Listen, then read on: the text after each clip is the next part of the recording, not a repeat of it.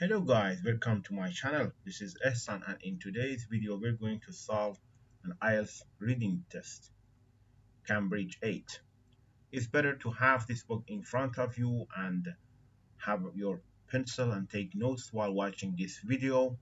And of course, turn off any distractors such as your cell phone to have your complete focus on this video. I'm going to give you some tips and strategies how to handle this type of test in IELTS exam, and it's good for you to smile and make yourself relax. But before we get started, please give me a thumbs up and hit that subscribe button and also the notification bell so whenever I upload a new video, you'll be aware of it. Without much further ado, let's jump into it. I'm using this website practice.startcamp.com, and I'm gonna put the link in the description below so you can practice IELTS computer-based exam. Is a great idea to practice like this. Have the timer and take the test. So here we are on reading passage 2, Cambridge 8, test 1, air traffic control in the USA.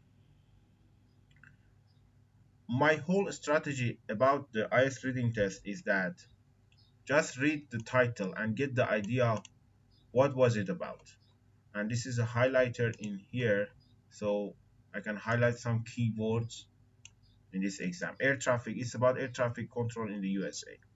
Then I'm just move on to the questions, to look at the questions. This is the list of headings for 14 to 19, and then true false not given for 20 to 26. So, and I'm going to highlight some keywords in the questions. Then after that, I'm moving forward to the passage and read each paragraph and try to answer every question related to this paragraph. Okay, this is my whole strategy. List of headings: disobeying FAA regulations. Disobeying FAA regulations. Aviation disaster prompts action. It's about disaster. Maybe they're talking about crash. Maybe they're talking about plane crash. This is just because aviation disaster related to the sky, something like that. Two coincidental developments. Coincident, which means that two developments which is happen by chance. Coincident, happening by chance, or fortuitous. These are just the synonyms for coincident. You can write down these synonyms in front of this for yourself. Setting altitude zones. Maybe they talk about some number, for example, below some numbers, above some numbers. An oversimplified view, the view which is completely oversimplified. Controlling pilots' licenses. Defining aerospace categories. Categories, maybe they talk about some class or some different types. Setting rules to weather conditions. Weather conditions, talk about weather, cold weather, maybe freezing weather, dry weather, I don't know, or maybe meteorological conditions, something like that, something related to weather conditions. Taking off safely. First step towards ATC. These are the keywords in list of headings. So, how about true false not given? The FAA was created as a result of the introduction of the jet engine. FAA as a result of introduction of the jet engine. So first, introduction of jet engine, then FAA created. Air traffic control started after the Grand Canyon crash in 1956. Beacons and flashing lights are still used by ATC today. Still used. This is important, still used. Some improvements were made in radio communication during World War II. Class F airspace is airspace which is below 365 and not near airports. All aircraft, all important vocabulary, in Class E airspace must use IFR. just some difficult word to believe it. Okay, all only. A pilot entering Class C airspace is flying over an average sized city. Now go back to the reading. Paragraph A.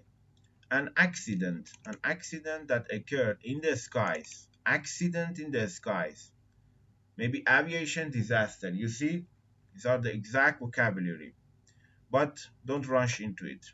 Hang on to read the whole paragraph. Over the Grand Canyon in 1956, we've seen this. 1956 resulted in the establishment of the Federal Aviation Administration to regulate and oversee the operation of aircraft in the skies over the United States, okay, which were becoming quite congested. The resulting structure of air traffic control has greatly increased the safety of flight in the United States, and similar air traffic control producers are also in place over much of the rest of the world. So, what is the best title for paragraph A? And I had to mention something else. This X, you have to cross it out because this one belongs to paragraph B and we do not have to answer paragraph B. So just read the others. As I told you, accident occurred in the sky. Okay, this is completely related to this one, aviation disaster. So the answer is this one, aviation disaster, number 2. And to regulate and oversee the operation of aircraft, this kind of thing actually prompts action. These are just prompt action. Okay, now, and I couldn't see the answer for this one. For example, ATC control after, or the FAA created as a result. Actually, FAA, I think after an accident occurred in the sky resulted in the establishment of FAA. So FAA was created as a result of accident in the sky. It didn't mention a jet engine. Maybe false, maybe not even. Just hang on for a second. B. Rudimentary air traffic control ATC existed well before the Grand Canyon disaster. Here it said ATC started after Grand Canyon crash, but here it says well before. You have to be careful in these kind of vocabularies in the reading test. So this is completely false. As early as the 1920s, the earliest air traffic controllers manually guided aircraft in the vicinity of the aircraft using lights and flags, while beacons and flashing lights were placed along cross-country routes to establish the earliest airways. Beacons and flashing lights are still used by ATC today. Okay, now it mentioned beacons and flashing lights. However, this purely visual system was useless in bad weather, and by the 1930s, radio communication was coming into use for ATC. The first region to have something approximating today's ATC was New York City, with other major metropolitan areas following soon after. So there is nothing about they were still used today or not. So the answer is not given. And we do not need to look for heading of this paragraph because it's already written. C. In the 1940s, ATC centers could and did take advantage of the newly developed radar and improved radio communication brought about by the Second World War. So, some improvement made in the radio communication during World War II, yes, of course. Second World War, World War II, so it's true. And can we say something about list of headings? I don't know, maybe two these are just two developments. I don't know about if they were coincidental or not.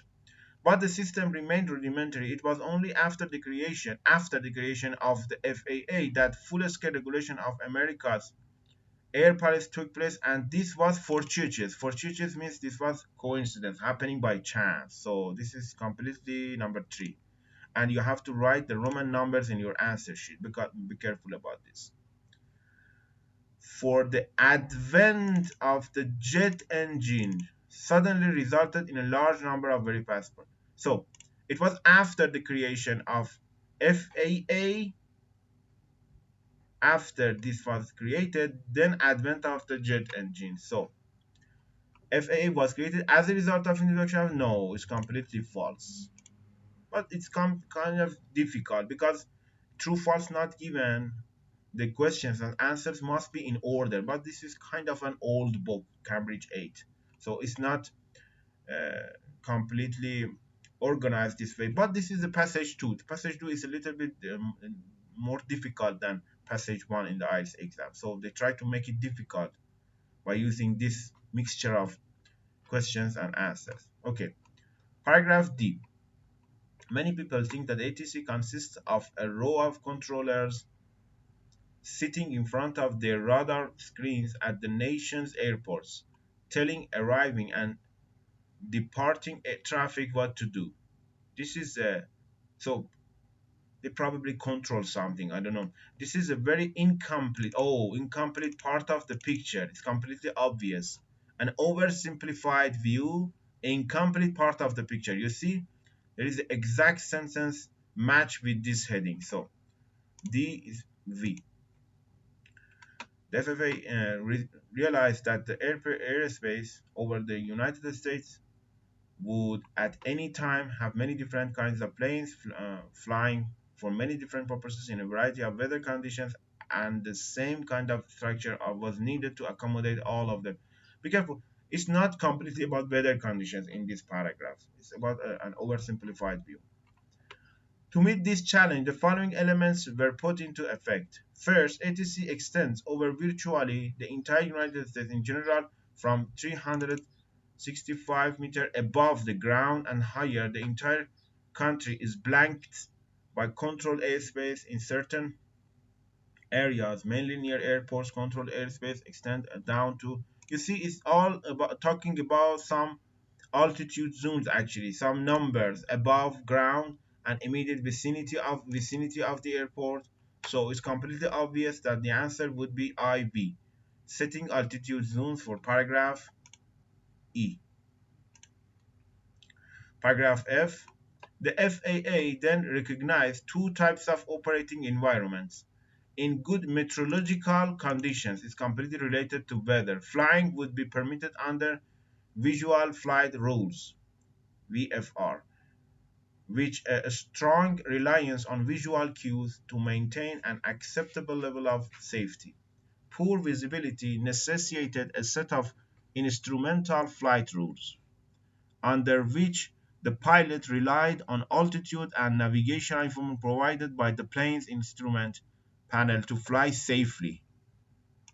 On a clear day, a pilot in controlled airspace can choose a VFR or IFR flight plan, and the FAA regulations were devised in a way which accommodates both VFR and IFR operations in the same airspace. However, a pilot can only choose to fly IFR if they possess an instrument rating which is above and beyond the basic pilot's license that must also be held. It's not completely about pilot's license, it's about weather conditions, okay? So meteorological conditions for paragraph F, actually the answer is this one. Okay, setting some rules. You see, setting some rules to weather conditions. VII. Okay, this was the answer. And paragraph G. Paragraph G. Okay, and here we have class F. You see, this paragraph, controlled airspace, is divided into several different types. Several different types. designated by letters of the alphabet. Uncontrolled airspace is designated class F, while controlled airspace below 5,490 meters above sea level and not in the vicinity of an airport is class E. Okay, this paragraph is all about different categories, defining airspace categories. So the answer here is VII. So we finished list of headings and we have left with just these questions for true, false, not given. Okay, so for this one we have to look for class F actually. All airspace above 500 5,490 meters is designated class A. The reason for the division of class E and class A airspace. So we have to look for actually class F. Class F in here. So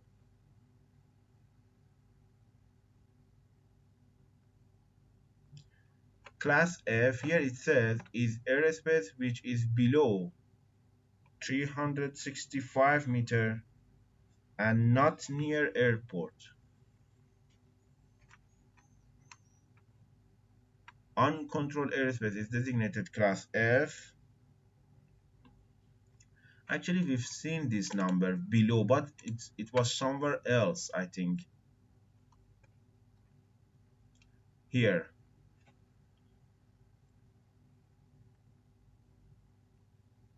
From, I'm not quite sure.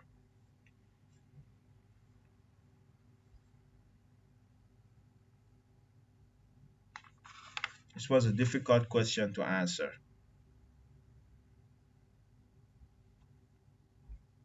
Okay, here it says that uncontrolled airspace is designated as class F. Okay, and okay, here. And here it says that imposed by the FAA has only to stay in uncontrolled airspace which is below 365. So this one is the most difficult one to answer. If you just skip it for now, no problem with that, because it's not fair actually. The answer is the mixture of this line and this one, and the answer actually is true. And here it says that not in the vicinity of airport is class E actually, and it did not mention not near airport for class F, but this is just true. Okay, so all aircraft in class E airspace must use IFR. Okay, here it says that all airspace above 5 I've read that actually. The reason for the division of class E and class A, class E and class A airspace stems from the type of planes operating in them. Generally, Class E airspace is where one finds general aviation aircraft, few of which can climb above 5,490 meters anyway, and commercial turboprop aircraft. Above 5,490 meters is the realm of the heavy jets, since jet engines operate more efficiently at higher altitudes. The difference between Class E and A airspace is that in Class A, all operations are IFR, so not Class E, Class A actually, and pilots must be instrument rated. That is skilled and licensed in aircraft instrumentation. This is because ATC control. Okay, so this was just Class A, not Class E. The answer is here is false actually. So three other types of airspace, classes D, C, and B, govern the vicinity of airports. These correspond roughly to a small municipal, medium-sized metropolitan, and major metropolitan. So here it says a pilot entering class C. So we have to take care of class C. For D is actually a small municipal, C medium-sized metropolitan, and B major metropolitan. So for C medium-sized metropolitan, which is completely the synonym of average-sized city. And actually I created a videos about keyword table in IELTS exam, so you can see medium sized metropolitan in the passage and average size city in the questions. And when you put these together, your eyes is completely be familiar with these vocabularies as well in the other IELTS reading tests as well. So this one is completely and absolutely true. Okay guys, this is the end of this video. I hope you liked it. Stay tuned for the next video. IELTS Reading Cambridge 8 Test 1 Passage 3.